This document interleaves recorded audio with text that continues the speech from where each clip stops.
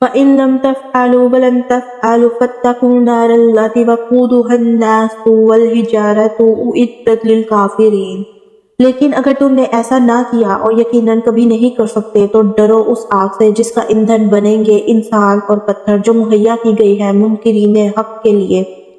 اس میں یہ لطیف اشارہ ہے کہ وہاں صرف تم ہی دوزخ کا ایندھن نہ بنو گے بلکہ تمہارے وہ بت بھی وہاں تمہارے ساتھ ہی موجود ہوں گے جنہیں تم نے اپنا معبود و مسجود بنا رکھا ہے۔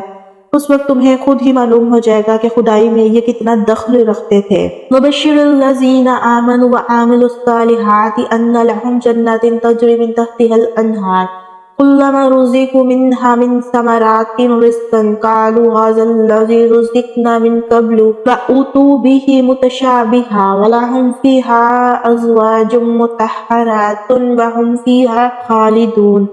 اور اے پیغمبر، جو لوگ اس کتاب پر ایمان لے آئے اور اس کے مطابق اپنے عمل درست کر لے، انہیں خوشخبری دے دو کہ ان کے لیے ایسے باغ ہیں جن کے نیچے نہریں بہتی ہوں گی۔ ان باغوں کے پھل صورت میں دنیا کے پھلوں سے ملتے جلتے ہوں گے۔ جب کوئی پھل انہیں کھانے کو دیا جائے گا تو وہ کہیں گے کہ ایسے ہی پھل اس سے پہلے دنیا میں ہم کو دیے جاتے تھے۔ ان کے لیے وہاں پاکیزہ بیویاں ہوں گی اور وہ وہاں ہمیشہ رہیں گی، یعنی نرالے اور اجنبی پھل نہ ہوں گے جن سے وہ نامانوس ہوں۔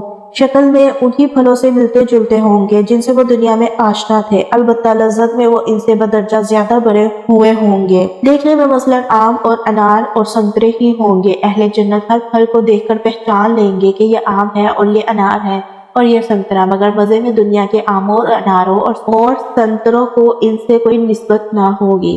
عربی متن میں ازواج کا لفظ استعمال ہوا ہے جس کے معنی ہے جوڑے، اور یہ لفظ شوہر اور بیوی دونوں کے لیے استعمال ہوتا ہے۔ شوہر کے لیے بیوی زوج ہے اور بیوی کے لیے شوہر زوج، مگر وہاں یہ ازواج پاکیزگی کی صفت کے ساتھ ہوں گے۔ اگر دنیا میں کوئی مرد نیک ہے اور اس کی بیوی نیک نہیں ہے تو آخرت میں ان کا رشتہ کٹ جائے گا اور اس نیک مرد کو کوئی دوسری نیک بیوی دے دی جائے گی۔ اگر یہاں کوئی عورت نیک ہے اور اس کا شوہر بد، تو وہ وہاں اس برے شوہر کی صحبت سے خلاصی پا جائے گی اور کوئی نیک مرد اس کا شریک زندگی بنا دیا جائے گا۔ اور اگر یہاں کوئی شوہر اور بیوی دونوں نیک ہے تو وہاں ان کا یہی رشتہ ابدی اور سرمدی ہو جائے گا۔